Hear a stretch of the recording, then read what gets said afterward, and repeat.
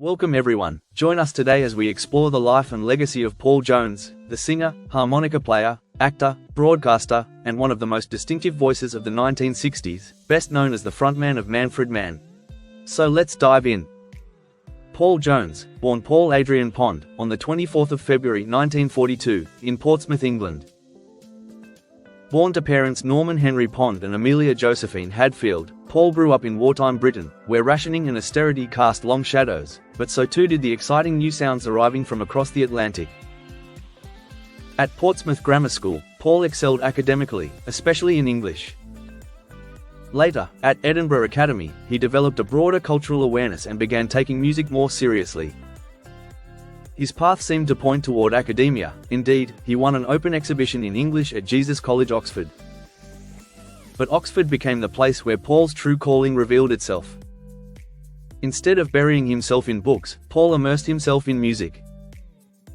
He played blues in smoky coffee bars under the name Thunder Odin and The Big Secret, gravitating to the harmonica and American rhythm and blues.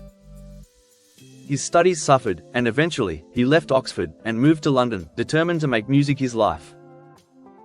London at the time was alive with the new British blues movement. Paul, then known as P.P. Jones, was already rubbing shoulders with figures who would soon change music forever. He sang duets at the Ealing Club with Brian Jones, then known as Elmo Lewis, and even received an invitation from Keith Richards and Brian to front the Rolling Stones. He declined, a choice that might have altered history, but one that would soon lead him down his own incredible road. In 1962, Paul became the lead singer of a new band built around keyboardist Manfred Mann and drummer Mike Hug. Originally steeped in the blues, the group evolved into a polished, pop-savvy unit with Paul's rich vocals at the forefront. By 1964, they had broken through with 5-4-3-2-1, a song chosen as the theme for the TV show Ready Steady Go, instantly putting them in the national spotlight. But it was later that year that everything changed. Their cover of Do Wah Diddy Diddy stormed to #1 in both the UK and the US, making them one of the first British invasion acts to conquer America. Paul's voice, clear, confident, and filled with personality, carried the record and became instantly recognizable worldwide.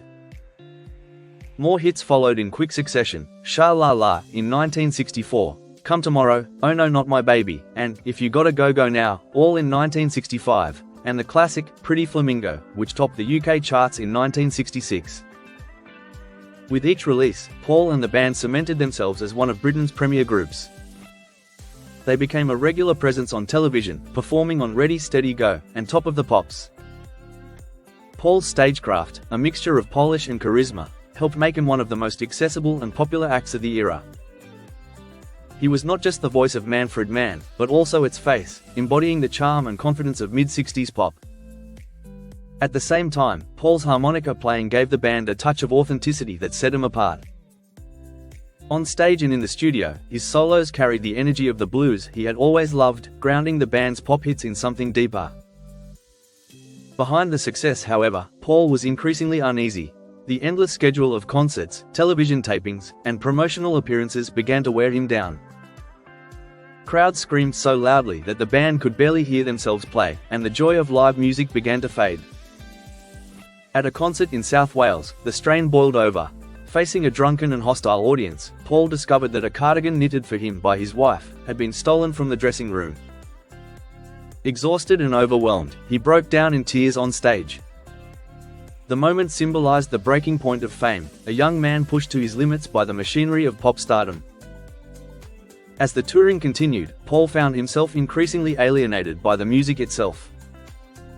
He longed for authenticity, for the blues and jazz that had first inspired him, but instead was asked to perform lightweight material aimed at the pop charts. Though these songs brought fame, they left him restless. By July 1966, at the very height of Manfred Mann's popularity, Paul made the extraordinary decision to leave. Fans were shocked, but for Paul, it was an escape from the screaming hysteria and a reclaiming of his artistic independence. Paul launched his solo career with immediate impact. His debut single, High Time, reached UK #4 in 1966. This was followed by I've Been a Bad Bad Boy, which climbed to UK #5 in 1967, and Thinkin' Ain't For Me, which found success not only in Britain but also in Sweden, where it topped the charts. Between 1966 and 1969, he released 4 solo albums: My Way, songs from the film Privilege and others, Love Me Love My Friends, and Come Into My Music Box. Though they never matched the sales of Manfred Mann, they demonstrated Paul's commitment to artistry and experimentation. In 1967, he starred in Peter Watkins' controversial film Privilege, playing a state-controlled pop idol. His performance, informed by his own disillusionment with fame, gave the film an authenticity that critics admired.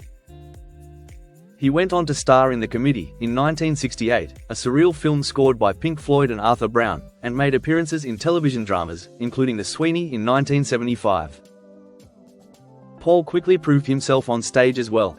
He joined the Open Space Theatre's Conduct Unbecoming in 1969, which played in London and New York for 2 years. Later stage roles included Ma Heath in The Beggar's Opera in 1982, Sky Masterson in Guys and Dolls, Guan Peron in the concept album of Evita in 1976, and appearances in Pump Boys and Dinettes, and Kiss Me Kate, with the Royal Shakespeare Company in 1987. In 1977, he also starred in the musical Drake's Dream. His career in this period was remarkably eclectic. He even recorded orchestral covers of punk songs like Pretty Vacant, and Sheena is a Punk Rocker, proving his willingness to experiment with changing musical landscapes. In 1979, Paul returned to his first love, forming the blues band, with Tom McGuinness, Dave Kelly, Gary Fletcher, and Huey Flint. The group became a cornerstone of the British blues revival, touring widely and releasing a string of respected albums. Their music even provided the title for the 1980 comedy showcase Boom Boom Out Go the Lights. Paul also found a new platform in broadcasting. From 1986 until 2018, he presented The Blues Show on BBC Radio 2, a program that ran for more than 3 decades. His knowledge, passion, and gift for storytelling made him one of the most respected voices in British radio. When he signed off in 2018, his final song choice, Sonny Boy Williamson's Mighty Long Time, felt like a fitting farewell to an extraordinary run.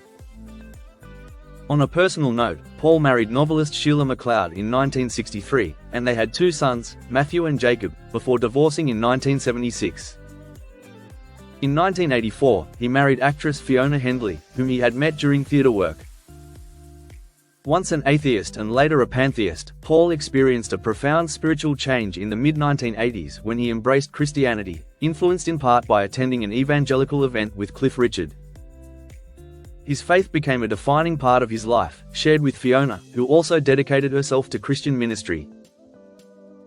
In the 1990s, Paul reunited with his old bandmates to form the Manfreds, a group that continues to tour successfully, performing the music that first made him famous. He also continued with solo work, releasing Starting All Over Again in 2009, and Suddenly I Like It in 2015. In 2022, he issued The Blues, a retrospective album reflecting his lifelong dedication to the genre. Around the same time, the blues band officially retired with their final concerts. Even to this day, Paul Jones remains active. He performs with the Manfreds, appears at festivals, and continues to be celebrated as both a pop icon and a guardian of the blues. In 2023, he appeared on Jools Holland's annual Hootenanny, proving that his voice and harmonica are as compelling as ever. And there you have it. From pop stardom to the heart of the blues, Paul Jones has walked his own path with integrity and passion. His story, music, and legacy remain cherished, and he continues to be celebrated and loved as a living icon to this very day. Thank you for watching. Don't forget to like and subscribe for more videos just like this. Take care and bye for now.